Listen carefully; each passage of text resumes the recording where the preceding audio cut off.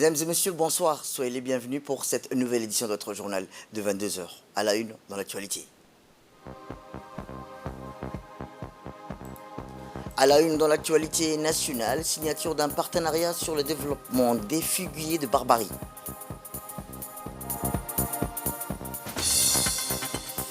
Et enfin, dans l'actualité internationale, continentale, état d'urgence humanitaire déclaré au Congo après des fortes inondations.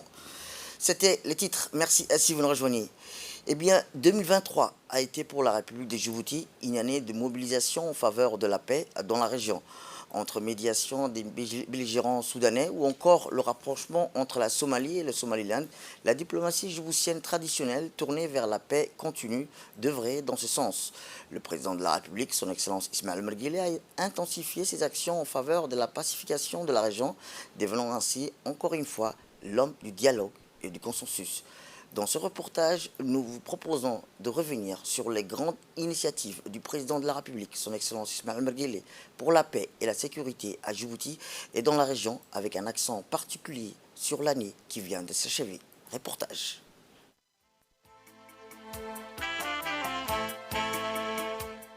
Dans une région souvent secouée par des conflits, la République de Djibouti reste aujourd'hui un îlot de paix, une référence, un exemple qui constitue une source de fierté pour les Djiboutiens.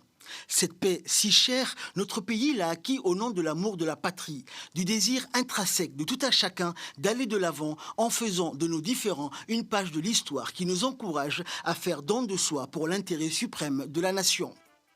Derrière ces valeurs, un homme et une vision, le président Ismaël Omar Guelleh, qui, avant même son accession à la magistrature suprême, a joué un rôle déterminant dans la réconciliation entre le FRUD, le Front pour la restauration de l'unité et de la démocratie, et le gouvernement.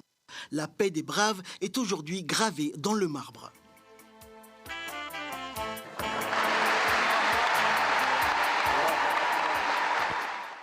Ainsi, une fois élu à la tête du pays, le président Ismaël Omar Guelleh cherchera toujours à renforcer cette paix qu'il érigera comme un leitmotiv quotidien. Les accords de réforme et de concorde civile signés en mai 2001 entre le FRUD et le gouvernement vont dans cette droite ligne, faisant de l'unité nationale et de la cohésion sociale le socle d'une politique désormais tournée vers la lutte contre un adversaire commun, la pauvreté. Dès les débuts, la vision de paix du président Guelleh dépassait nos frontières. Instaurer une paix à l'intérieur alors que la région est en proie à des conflits n'est pas une solution viable.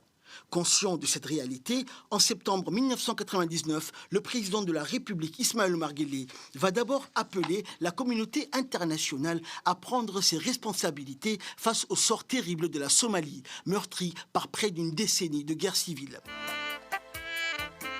Facilité par sa connaissance approfondie de la région et de ses peuples, le chef de l'État djiboutien va très vite joindre la parole à l'acte et montrer au monde entier que le cas de la Somalie n'est pas sans espoir. En mai 2000, il va appeler les Somaliens à se réunir. La conférence d'Arta sera alors un tournant décisif. L'attachement du président Ismaël Omar Guelleh à la reconstruction de la Somalie prendra toute son ampleur, à tel point que les Somaliens eux-mêmes seront fortement touchés par cette affection, cette volonté sans faille à les aider à oublier les périodes douloureuses de leur passé et à s'engager pour l'avenir de leur nation. Résultat, la conférence d'Arta permettra d'élaborer une charte intérimaire considérée comme la pierre angulaire de la reconstruction de la Somalie et de jeter les bases démocratiques et institutionnelles.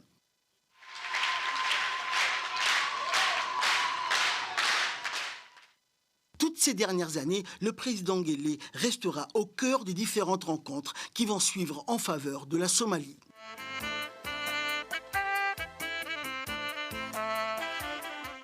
En plus de la participation de Djibouti à la mission de paix à travers l'AMISOM ou actuellement l'ATMIS, le président Guelleh, grâce aux relations privilégiées qu'il entretient avec les leaders régionaux, réussira à chaque fois à mobiliser la région sur les questions liées à ce pays frère, comme ici lors des différents sommets de la mission de transition de l'Union africaine en Somalie.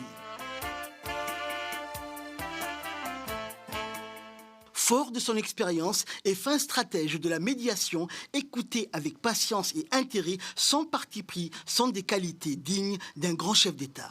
Des qualités qui lui ont permis notamment il y a quelques jours d'amener la Somalie et le Somaliland non pas de venir simplement à la table des discussions, mais de repartir avec des éléments tangibles.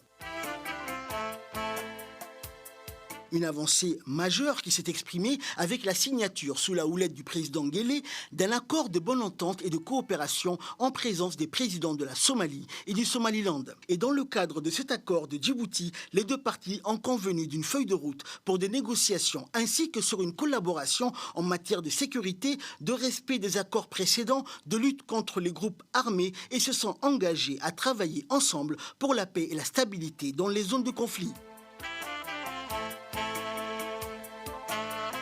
Les précédentes séries de pourparlers entre les deux parties ont eu lieu de manière intermittente entre 2012 et 2020, mais n'avaient abouti à aucun progrès. C'est donc encore une victoire pour Djibouti, mais surtout pour la Somalie et le Somaliland qui, avec cet accord, viennent de franchir une étape importante parce que décisive pour la suite des pourparlers afin que les peuples prennent en main leur avenir commun.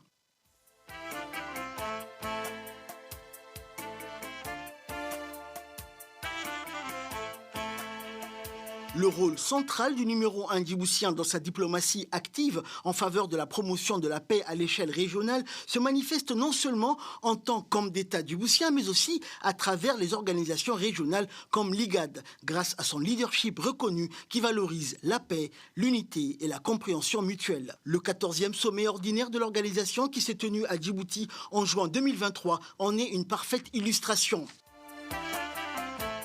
Le président de la République et président en exercice de l'IGAD a insisté auprès de ses hôtes que sa présidence portera toute son énergie à la réconciliation intersoudanaise.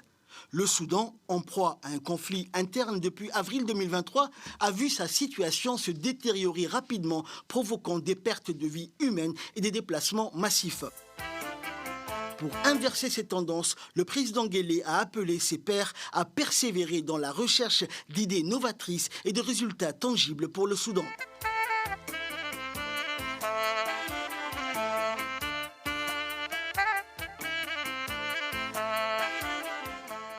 Le 41e sommet extraordinaire de l'IGAD du 9 décembre dernier à Djibouti s'est ainsi focalisé essentiellement sur la situation au Soudan afin de propulser ce pays frère à renouer avec la paix, la stabilité et la concorde nationale.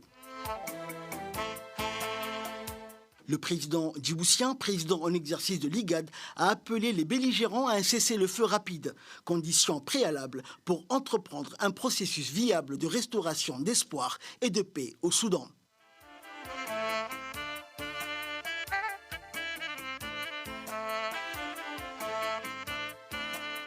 Grâce à son leadership, outre l'accord sur le cessez-le-feu, les protagonistes de la crise soudanaise ont accepté le principe de se rencontrer. Cette médiation, acceptée sous l'égide de la présidence tournante du chef de l'État djiboutien, a fait honneur à l'IGAD et confirme encore une fois le rôle incontournable du président Guelleh dans la recherche des solutions pacifiques aux conflits dans la région. Le chef de l'État, qui est en contact permanent, devrait aboutir par une prochaine rencontre entre les deux protagonistes. Avec une diplomatie résolument tournée vers la paix, le président Ismaël Omar Guelleh aura marqué son époque.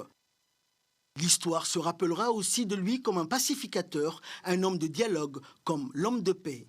La paix ici et ailleurs.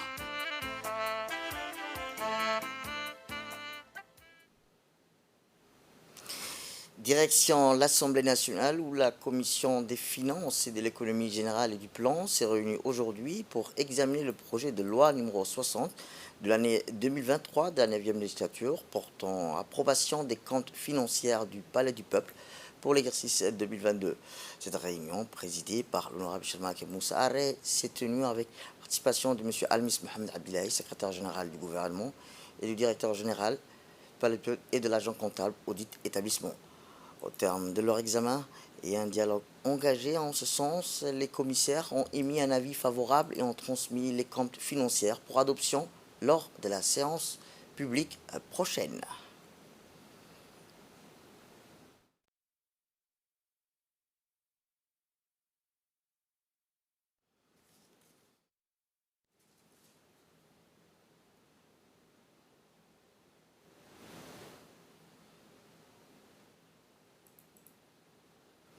Autre actualité dans ce 22h, c'est aussi le ministre de l'énergie chargé des ressources naturelles, M. Younis Ali Guedi, et le ministre de la culture, de l'eau, de la pêche, de l'élevage et des ressources halieutiques, M. Mohamed Ahmed Awaleh, qui ont reçu aujourd'hui ensemble au cabinet du ministère de l'énergie une importante délégation conduite par son Excellence Dr ingénieur Sultan Wili Ahmed, ministre d'État auprès du ministère de l'eau et de l'énergie de la République fédérale démocratique d'Éthiopie, qui effectue une visite de travail de plusieurs jours dans notre pays. L'entrevue s'est tenue en présence du directeur général de l'EDD, M. Jam Ali Gheli, du secrétaire général du ministère de l'énergie, M. Mohamed Kilawaes, et du conseiller technique du ministre, M. Mahdi Wabri Hassan. Au centre des échanges entre les deux parties, les relations d'amitié et de coopération bilatérale entre les deux pays, ainsi que les voies et moyens de les renforcer davantage, notamment dans le domaine de l'énergie et de l'eau. Parmi les sujets abordés par les deux parties, notons le projet de mise en place de la seconde ligne d'interconnexion électrique entre Djibouti et l'Éthiopie, la résolution du problème inhérent et l'utilisation de la première ligne interconnexion électrique entre les deux pays, l'utilisation par la société éthiopienne d'énergie électrique du port multipurpose de l'Oralé pour les transports des équipements et des matériels relatifs à la mise en place en Éthiopie du parc éolien d'Azela et le projet transfrontalier d'adduction ou d'approvisionnement d'eau potable entre l'Éthiopie et Djibouti. Tout à fait autre chose cette fois-ci, où dans le cadre du projet PIGIR, cofinancé par le FIDA et le gouvernement de Djibouti, une importante signature de convention s'est tenue ce matin entre le ministère de la Culture et l'association Paris. Cette convention établit un partenariat entre le PIGIR et Paris pour introduire 15 000 pieds de figuier de Barbarie dans 15 localités réparties sur 3 régions distinctes, à savoir Tedjora, Dikil et Obok. L'objectif principal est d'améliorer la pratique pastorale et de renforcer la résilience des pasteurs nomades. Les buts spécifiques de cette collaboration incluent la plantation des 15 000 raquettes des figuiers de Barbarie dans les 15 localités ciblées, contribuant ainsi à l'amélioration des méthodes pastorales et la diversification des ressources locales. Ainsi, la transformation des sensibilisations des bénéficiaires directs à la culture du figuier de Barbarie en mettant l'accent sur les avantages socio-économiques, environnementaux, comme une culture durable. Cette convention s'aligne parfaitement avec la vision Djibouti 2035 du président de la République, son Excellence Ismaël Omar Guelleh, une réponse concrète et intégrée contre l'insécurité alimentaire, tout en contribuant de manière significative à la lutte contre les impacts du changement climatique. Eh bien, dans son intervention, M. Ahmed Mohamed, président de l'association Paris, a remercié le ministère de la Culture pour ce partenariat entre PIGIR et Paris pour l'implantation de ces 15 000 pieds de figuier de Barbarie. Je me réjouis de la signature de cette convention pour l'introduction du figuier et des Barbaries dans 15 localités de nos régions. C'est un partenaire exemplaire gagnant entre l'association Paris et l'unité du projet PIGIR. Quand les produits et les compétences existent au niveau national, c'est important de s'appuyer sur les compétences locales et de favoriser les productions locales, plutôt que de les importer. Nous remercions le secrétaire général Ibrahim Ilmi et le directeur de l'unité du projet PIGIR de nous avoir fait confiance pour mener cette importante mission d'introduction du figuier des Barbaries en collaboration avec l'équipe du projet PIGIR. Grâce à cette collaboration, nous allons pouvoir, dans les jours à venir, lancer la caravane du figuier des Barbaries, des agro-pastoraux. Merci à tout votre dévouement, merci à votre passion et merci pour votre soutien. Eh bien, le secrétaire général du ministère de la Culture, M. Ibrahim Ilmi Mohamed, a indiqué dans son intervention l'objectif de ce partenariat qui est de lutter contre l'insécurité alimentaire et les impacts du changement climatique. Nous sommes aujourd'hui réunis à une cérémonie de signature d'une convention entre les projets PIGIR. Les projets PIGIR est un projet cofinancé par les Fonds internationaux de développement agricole, les FIDA, et le gouvernement de Djibouti, et l'association Bari, et pour le développement et la plantation de 15 000 figuiers de Barbarie. Donc, dans le cadre de ce projet de PIGIR, il est prévu de planter 15 000 plants de figuiers de Barbarie, bien équipés et bien adaptés au climat aride de notre pays. Cette initiative entre dans la droite ligne de la lutte contre le changement climatique et l'insécurité alimentaire. L'objectif principal de cette convention est de donner les moyens nécessaires à la coopérative ou à l'association Barry pour permettre de planter dans les différentes localités que le projet PIGIR intervient 15 000 plantes qui seront couverts pour financement par les projets PIGIR.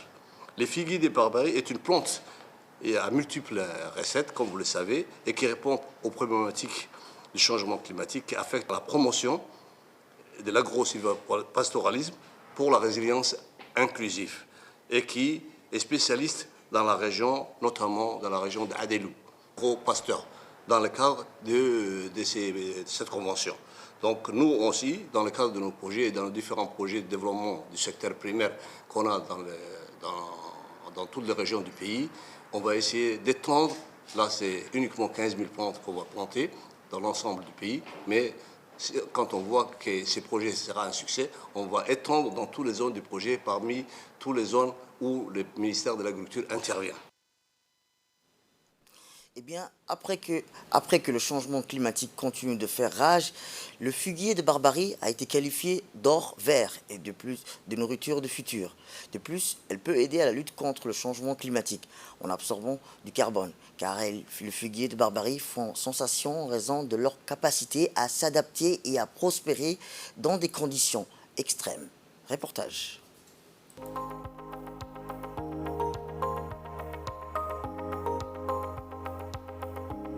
Djibouti n'est pas épargné par le changement climatique qui se manifeste par des sécheresses récurrentes sévères qui détruisent la biodiversité et déciment les bétails. Les nomades ne trouvent pas d'autre alternative que la voie de l'exode devant cette tragédie. Mais ce qui suscite espoir au milieu de ce problème climatique, c'est de voir, sous l'impulsion d'EVA, la société civile djiboutienne déterminée à se battre aux côtés du gouvernement en s'alignant sur la vision 2035 du président de la République Ismaël Omar Guelleh, à trouver des solutions face à ces phénomènes climatiques qui risquent de s'aggraver dans l'avenir selon les prévisions scientifiques. Le premier sommet africain sur le climat qui s'est tenu du 4 au 6 septembre 2023 à Nairobi au Kenya illustre très bien l'urgence que l'Afrique doit jouer un rôle significatif dans les solutions au changement climatique et sortir de ce rôle de victime. Le président de la République Ismaël Omar Guelleh a participé à ce sommet africain sur le changement climatique à la tête d'une importante délégation comprenant le ministre de l'Environnement et du Développement durable, M. Mohamed Abdelkader Moussa Helem. Djibouti a réussi à relever beaucoup de défis dans la lutte contre le changement climatique, en particulier dans le domaine de la transition vers des énergies renouvelables. Ce projet des énergies renouvelables s'inscrit dans la vision 2035 de faire de Djibouti le premier pays africain à utiliser 100% les énergies vertes d'ici 2035. Or, la société civile veut jouer un rôle important dans la lutte contre le changement climatique. C'est la raison pour laquelle la 11e édition du tournoi interrégional de l'amitié à Adelou, organisé par EVA 15 au 19 août, ne se résumait pas aux événements sportifs et socioculturels, mais était aussi riche en activités associatives, de sensibilisation, d'échange de bonnes pratiques sur la protection de l'environnement. Paris Association pour la promotion de l'agro-pastoralisme et de la résilience inclusive nous a donc particulièrement attirés. En effet, l'association Paris, qui avait fait un choix judicieux de faire d'une pierre deux coups, d'organiser le lancement en immersion sur les sites du projet Figuier de Barbarie et profiter de l'événement d'envergure sportif et socioculturel afin de toucher des milliers de visiteurs et d'acteurs au développement de nos 5 régions, et ce, au-delà du bassin versant de Waema. Le lancement en immersion s'est déroulé en 3 phases. Une immersion vente des produits agricoles en collaboration avec les coopératives de Waema, de Fenaitou, Girouri, Adoula, Asselou, Asagela et Adelou. Un atelier en salle avec projection sur les figuiers de Barbarie, suivi d'échanges, des visites de terrain ont été organisées sur les sites du projet de développement du figuier de Barbarie. Tout au long de ce lancement en immersion du projet sur le figuier de Barbarie, les vertus et les opportunités offertes par cette plante ont été apportées à la connaissance. Riche en vitamine C et aussi riche en fibres et en eau. Dans le domaine de la cosmétique, elle présente des opportunités entrepreneuriales pour la fabrication de savons, shampoings, lotions hydratantes et même de l'huile. Enfin, dans le domaine de la santé, elle a comme rôle l'hypoglycémie, c'est-à-dire contribuer à diminuer le diabète et aussi contribuer à diminuer le mauvais cholestérol. Rappelons que le projet d'introduction du figuier de Barbarie porté par l'association Paris est financé par l'Union européenne dans le cadre du programme Participation de la société civile à la gouvernance et au développement local à Djibouti.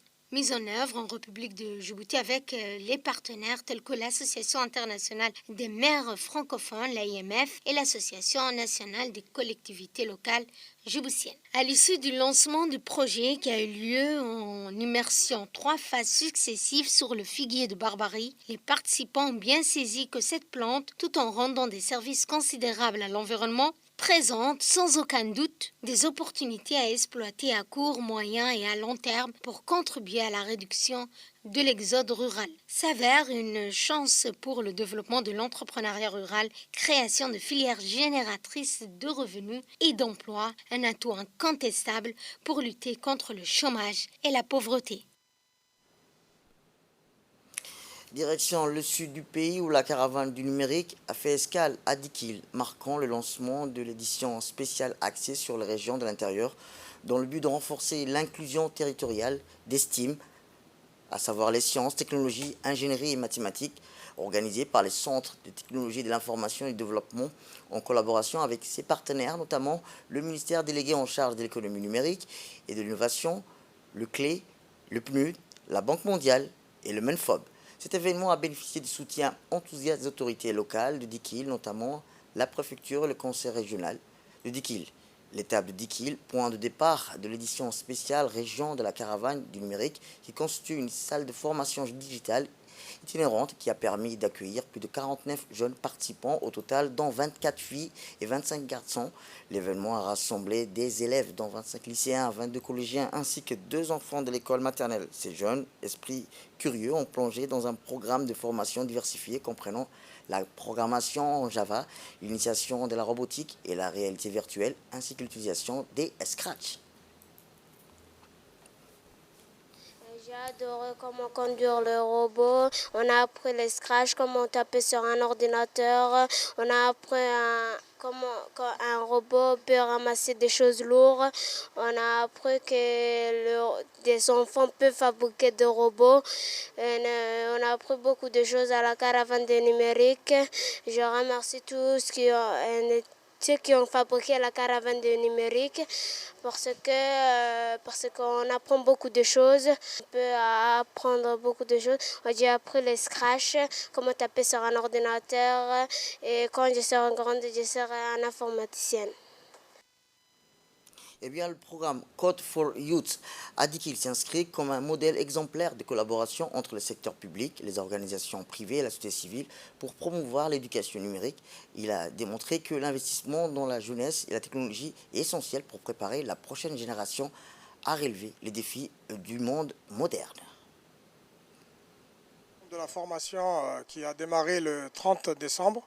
Nous avons démarré cette caravane expressément ici à Dikil parce que c'est la région de l'unité.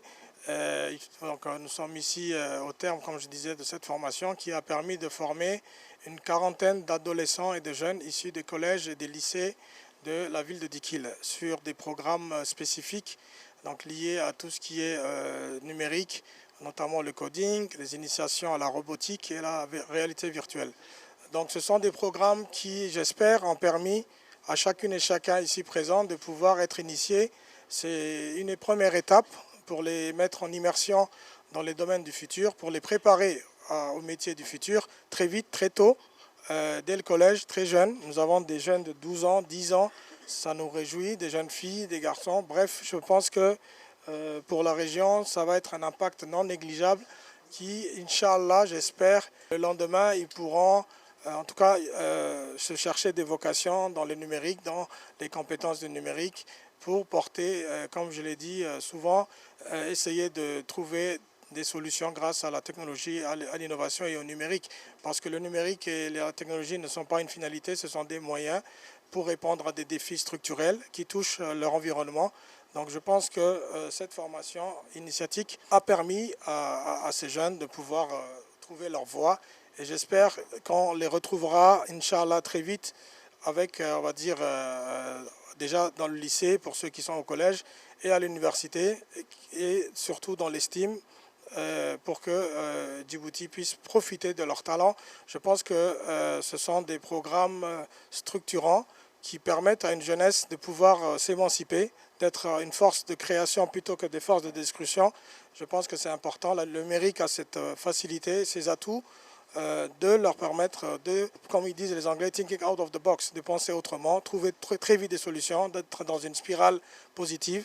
Et Inch'Allah, la caravane du numérique, début de la semaine prochaine, va poser ses bagages à Arta. Et dans l'actualité internationale, régionale, le gouvernement a indiqué plutôt congolais, le Kenya plutôt, a indiqué que dans un esprit de fraternité et autres actualités, et c'est ainsi que le Kenya a indiqué que dans cette année, les changements climatiques obligent les organismes de recherche de faire front commun afin de trouver une solution face aux différentes causes de la maladie. Le rapport 2023 de l'OMS indique qu'environ plus de 249 millions de cas de paludisme dans le monde, soit 16 millions de plus qu'avant le Covid-19. En 2021, l'OMS a approuvé le premier vaccin contre le paludisme, qu'elle a décrit comme un effort historique visant à mettre fin aux ravages du palu que la maladie transmise par les moustiques fait peser sur l'Afrique, qui abrite la plupart de 200 millions de cas à 400 000 décès estimés dans le monde. Cette année, l'Organisation mondiale de la santé a également approuvé un deuxième vaccin contre le paludisme, le R21 Matrix M. Les chercheurs estiment que le vaccin à 3 doses est efficace à plus de 75% et que la protection contre le paludisme est maintenue pendant au moins 1 an supplémentaire avec un rappel.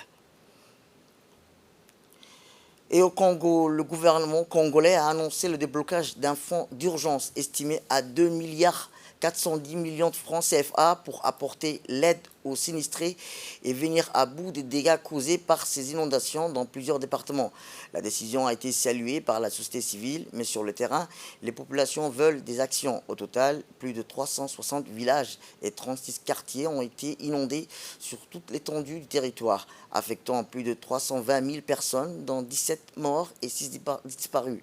L'ampleur du phénomène inquiète les urbanistes qui en appellent à la responsabilité collective.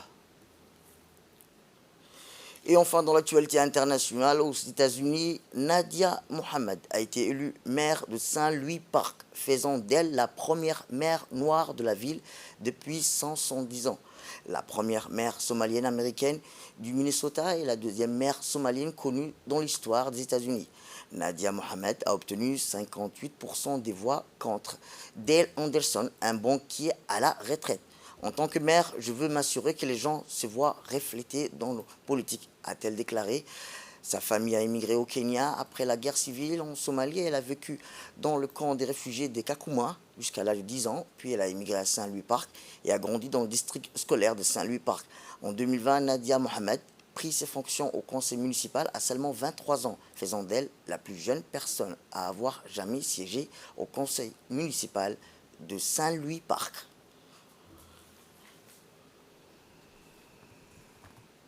C'est tout pour cette édition. Merci à vous de nous avoir suivis. Restez avec nous pour la suite de nos programmes télévisés. Le programme continue sur Télé Djibouti et bon week-end à vous.